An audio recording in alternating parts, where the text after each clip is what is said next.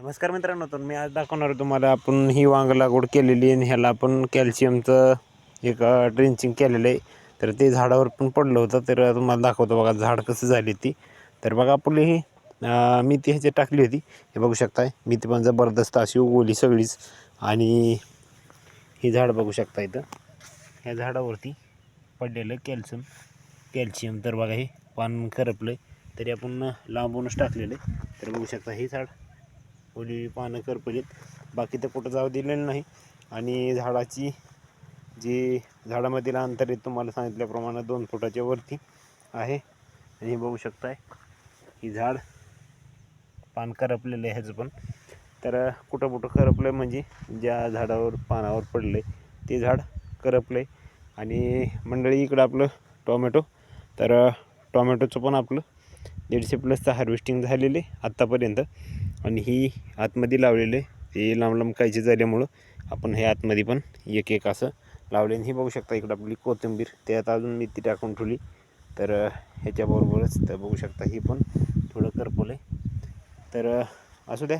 तर सध्या तर आपले रोपं चिटकली तर म्हणजे लावली होती ती त्यांनी मुळं म्हणजे सुकलं नाही, काय नाही, मेलं नाही जो रोप. आणि व्यवस्थित असं चिटकलेत, परंतु रोप खूपच बारीक आहे, त्याच्यामुळे ह्याला मोठं व्हायला पण वेळ लागणार. परंतु गारव्यामुळं हे काही सुकलं नाही किंवा काय झालेलं नाही, तर व्यवस्थित असं ह्याचं लागण झालेली आता सध्या. तर बघू शकताय ह्याच्यामध्ये आपण सगळ्या ह्या 5 काकऱ्यात तर आपल्या अवताच्या सहाय्यानं ह्याला म्हणजे सरी मारून घेतलेली. आणि एक साईड आपण वांगं लावलेलं आहे, हे बघू शकताय. प्रत्येक सरीला एक साईडच वांगं लावलेलं आहे. इकडल्या साईडला लावण्याचं कारण म्हणजे इकडल्या साईडला ऊन जास्त राहते आणि त्याच्यामुळं आपल्याला फायदा नक्कीच होणार आहे. उन्हामुळं रोप लवकर सुधारत आहे आणि चांगलं होत आहे. तर बघू शकताय मेथी पण व्यवस्थित अशी उगवली. तर 5 किलो मेथी टाकलेली ह्या सगळ्या शेतामध्ये आपल्या. आणि हे शेत म्हणलं तर बघा, पहिलं पण ह्याच्यात आपण काकडी लावली होती 10,000च्या वरती काकडीनं पण आपल्याला ह्याच्यामधून पैसे दिले होते. आणि इकडे टोमॅटोमधून आपल्याला आतापर्यंत 150च्या वरती कॅरेट निघालेले आहेत आणि अजून 100 कॅरेट निघतील. तर ह्याच्यामधून पण बघू शकता 250 कॅरेट आणि 500च्या कमी एक पण कॅरेट गेलेलं नाही. तर ह्या पद्धतीनं असं आपलं सगळं शेतीमधलं नियोजन आहे. आणि हे मेथीसाठी हे बोंडावर आहे, त्याच्यामुळं आपण रेन पाईप टाकतो. ह्या सरीत एक इकडलं सगळं भिजतं आहे आणि त्या सरीत एक टाकतो म्हणजे तिकडलं सगळं भिजतं आहे. ह्या पद्धतीनं आपलं हे इथलं भिजवायचं काम चालले. आता आपलं तिकडं खाली ह्याच्यामध्ये आपल्या एवढ्यामध्ये पण पाणी चालू आहे. तर मित्रांनो, आजपर्यंत आपले तुम्हाला सांगितल्याप्रमाणे 250 कॅरेट होते लोक म्हणतो आहे. 150 झाले तर 100 अजून निघतीलच. तुम्हाला टोमॅटो पण दाखवून घेतो बघा. इथं थोडं खराबच झालेलं आहे, ह्याला फुट्यासाठी थोडंसं औषध पण आणलेलं आहे, खत पाणी.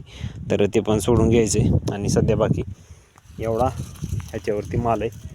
तर ह्या मालावर तुम्हाला काय वाटतं आहे सांगा. सगळ्या ह्याला इतकाच माल आहे, तिकडल्या काकरीला थोडं जास्त आहे. तर ह्या पद्धतीनं असा सध्या माल आहे बरं का ह्याच्यावरती. आणि एवढ्या ह्याच्यावर सुद्धा 200+ होईल. आणि अजून बारीक सारीक ही वरती लागलेलं आहे ते अजून 5-50 होईल. म्हणजे ही जी खाली माल दिसतोय मधात तुम्हाला, तर हे आपल्याला अजून 50 निघलं तर 200+ होतं आहे. आणि ही वरला अजून 50 निघला पुन्हा नंतर तर आपलं 250 होतं आहे. म्हणजे 250-500नं हिशोब लावा. आणि बघू शकता 2000 रोपाची कांडी लावलेली, म्हणजे 2000 रोप संख्या, म्हणजे 10 गुंठे धरा की क्षेत्र हे तिथपर्यंत आहे. तर 10 गुंठे क्षेत्र धरा. 10 गुंठ्यातून आपल्याला 250 कॅरेट म्हणजे एकरातून 1000 कॅरेट नक्कीच होणार मित्रांनो. ज्याचं कोणाचं 1 एकर आहे त्याचं. आणि 30,000 रुपये खर्च पण झाला याला, 30-35,000 रुपये. कारण तार, काठी, बांबू हे सगळं, दोरी ही ती सगळं मिळून. आणि आपले 500नं म्हणलं तरी 250 कॅरेटचे धरा, 5×2=10, 5×5=25, 1.25 लाख रुपये आपले नक्कीच होणार. त्यातून 30,000 खर्च गेला, 40 गेला तरी पण आपली 70-80,000 तर 80 नाही जास्त राहणार. बघू शकता 1.25 लाख, हो 80,000 रुपये राहतील. तर खूप झाले 10 गुंठ्यामधून 80,000. म्हणजे ह्याच्यातून आपल्याला तार, काठी हे शिल्लकच आहे आपलं. तर खरा मेन खर्च म्हणजे 30,000 रुपये खर्च झाला आहे म्हणायचं. तर चला, आमचं हे शेतीतलं आमचं लागवड शेतीची वांगी, मेथी, टोमॅटो कशी वाटली नक्कीच कमेंट करून सांगा. जय जवान जय किसान.